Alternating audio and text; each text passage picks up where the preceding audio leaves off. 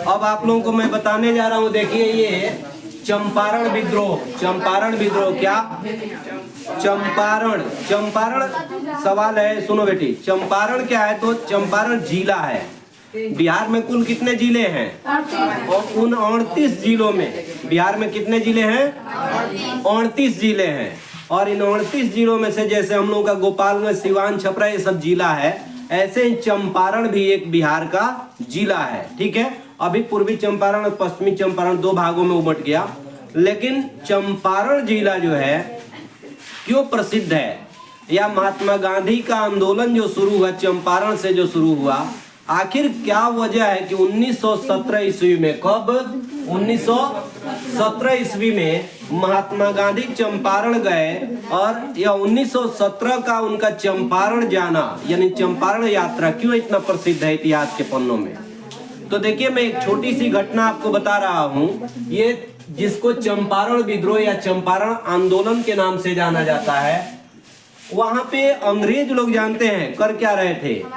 एक तीन कठिया कानून लगा दिए थे किसानों पर। अब ये तीन कठिया कानून क्या है? सुनो बबनी, ये तीन कठिया कानून क्या होता था कि प्रत्येक बीघा यानी हर एक बीघा पर, मान लीजिए आप किसान हैं वहां और एक बीघा आपके पास जमीन है, तो उस हर एक बीघा में से प्रति एक बीघा में से 3 कट्ठा जमीन पर, मेरी बात समझ में आ रही है? 3 कट्ठा जमीन पर वहां के किसानों को जबरदस्ती नील की खेती कराई जाती थी किसानों से। अब किसानों को इस बात का बड़ी अफसोस हो रहा था। कारण क्या था कि जब नील की खेती की जाती थी तो जमीन की उर्वरा शक्ति मर जाती थी। बात को समझ लीजिए बढ़िया से। जिस खेत पर नील की खेती होती थी, अब नील जो है चूंकि यूजफुल चीज होता था किस चीज के लिए? तो बारूद बनाने के लिए। और अंग्रेजों को चाहिए था बारूद, चूंकि उनका साम्राज्य पूरा फैला हुआ था पूरब से पश्चिम तक। ऐसा कहा जाता है कि अंग्रेजों के शासन काल में जो है सूर्य अस्त नहीं होता था। इसका मतलब ये होता है, ऐसा नहीं कि सूरज डूबता ही नहीं था, ये मतलब नहीं होता है। इसका मतलब ये होता है कि पूरब से लेकर और पश्चिमी क्षेत्र तक उन्हीं का साम्राज्य था, अंग्रेजों का। तो इस तरह से उन्हें गोले बारूद की जरूरत थी, हथियार की जरूरत थी लड़ाई के लिए, अपना साम्राज्य बढ़ाने के लिए। तो बम या बारूद जो है तैयार करने के लिए उनको नील की जरूरत होती थी। किस चीज की? नील की जरूरत होती थी। नील की बहुत क्या होता है, सॉफ्ट चीज होता है। अब देखिए सुनिए, नील की खेती जिस जमीन पर कर दी जाती थी उस खेत की उर्वरा शक्ति मर जाती थी, समाप्त हो जाती थी, बंजर हो जाती थी वो जमीन। अब इस बात से चंपारण के जितने भी किसान थे बड़ा त्रस्त थे, दुखित थे। अंग्रेजों से इस बात का जो है वो लोग बार बार विरोध करना चाह रहे थे, लेकिन उन लोगों ने कानून बना दिया था। कौन सा कानून? तो 3 कठिया कानून। कौन? 3 कठिया कानून। ये 3 कठिया कानून क्या होता है बेटा? तो प्रत्येक एक बीघा में से 3 कट्ठा जमीन पर आपको हर हाल में क्या करना है? नील की खेती करनी है। बात को समझ लीजिए। अब इससे जो है किसानों की आर्थिक स्थिति क्या होने लगी? खराब होने लगी। आर्थिक स्थिति जब खराब होने लगी तो उनके बच्चों की पढ़ाई लिखाई हर चीज प्रभावित होने लगा। उनका रहन सहन या खान पान हर चीज डैमेज होने लगा।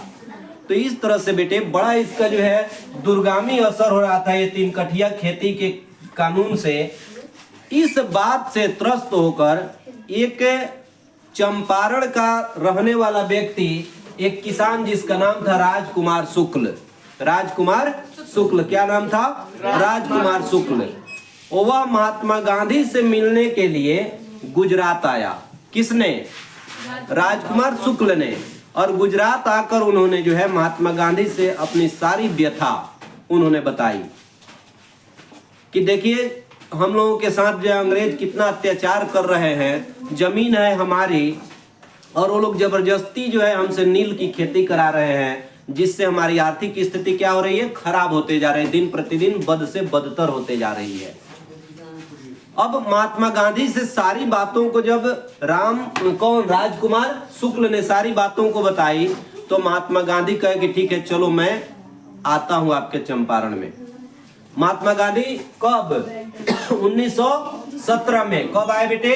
1917 में ये चंपारण चलकर आए। चंपारण में जब गांधी जी आते हैं तो वहां के सभी किसानों के साथ एक मीटिंग करते हैं, बैठक करते हैं, और उन्होंने सबकी हालात को जानने की कोशिश किया। गांधी जी से जितनी बातें राजकुमार शुक्ल ने बताई थी उन सारी बातों को उन्होंने सच पाया। सभी किसानों ने कहा कि हाँ, ये जो बातें आपको राजकुमार शुक्ल जी बताए हैं, हम लोगों ने ही इनको भेजा था, सब लोग संगठित होकर आपके पास, ये बात बिल्कुल हकीकत है कि हम लोगों से बहुत जबरदस्ती जो है नील की खेती कराई जाती है। अब गांधी जी इस बात को जब सुने तो बड़े आहत हुए और उन्होंने क्या किया, पूरे किसानों के साथ बेटे उन्होंने संगठित होकर और अंग्रेजों के खिलाफ में क्या हो गए, भूख हड़ताल पर बैठ गए। उनके पास एक ही इतना बड़ा जो है ये हथियार था, कौन, भूख हड़ताल पर बैठना। आप मरण अनशन पर बैठ जाते थे, एक तो दुबला पतला शरीर और ऊपर से आप मरण अनशन पर बैठ जाते थे, एकदम लरुआ जाते थे, लरुआ जाना बुझ रहे हैं ना, एकदम लार पुगार हो जाते थे। अब अंग्रेज सब सोचता था कि बाप रे, गांधी तो एक आंधी है, इसके पीछे जो है पूरा हिंदुस्तान चलने का एकदम जो उन लोगों की इस बात की संभावना बने रहती थी कि जहां गांधी को कुछ हुआ कि पूरा हिंदुस्तान संगठित हो जाएगा। अब गांधी जी को लोग मनाने लगता था कि भाई सुनिए ना, कुछ जूस वूस पीजिए, अपना हड़ताल तोड़िए भाई, भूख हड़ताल ना तो जो है ठीक नहीं होगा। गांधी जी कहे कि देखो ये आमरण अनशन, भूख हड़ताल तो अभी टूटेगा जब भाई 3 कठिया कानून तुम लोग हटाओगे। और बेटा 3 कठिया मैंने अभी तक नहीं बुझाया, प्रत्येक 1 बीघा जमीन में से बेटी 3 कट्ठा जमीन पर क्या करना था, नील की खेती करनी ही करनी थी। अगर नहीं करिएगा तो आपको पनिशमेंट मिलेगा। मतलब एक कानून बना दिया था अंग्रेजों ने, उसी को 3 कठिया कानून कहते हैं।